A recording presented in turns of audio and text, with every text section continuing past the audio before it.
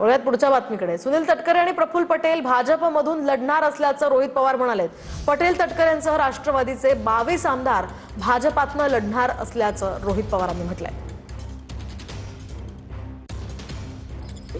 सुनील तटकरे असतील नाहीतर प्रफुल्ल पटेल असतील, काही झालं तरी भाजपमधूनच लढणार आहेत। उगाच आपण इथे टाइमपास करत बसायचं कशाला? त्यांचं ठरलेलं आहे ऑलरेडी, ते ठरलेत आणि 22 आमदारांचं ठरलेलं आहे। त्याच्याबरोबर एकनाथ शिंदे साहेबांच्या काही आमदारांचं ठरलेलं आहे। त्यामुळे ज्या गोष्टी ठरल्यात त्या आपण इकडे वेडं वाकडं बोलून हे होईल ते होईल असं मोघम बोलून चालत नाही। जे आहे ते आहे, भाजपमधून ते लढणार। फक्त प्रक्रिया ही जरा फास्ट झाली।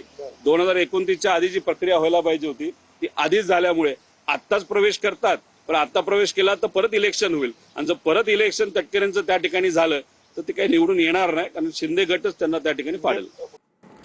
तर आपण पाहिलं रोहित पवारांनी हे विधान केलेलं आहे। सुनील तटकरे आणि पटेल त्यांच्यासह राष्ट्रवादीचे 22 आमदार हे भाजपमधून लढणार असल्याचं रोहित पवार म्हणाले। यावर आता पटेल किंवा तटकरे किंवा राष्ट्रवादीकडून काय उत्तर दिलं जातं ते पाहणं अतिशय महत्त्वाचं असणार आहे। सध्या सुनील तटकरे आणि पटेल यांच्या संदर्भात ज्या काही बातम्या येत आहेत त्यावरून या प्रतिक्रिया काही समोर येत आहेत।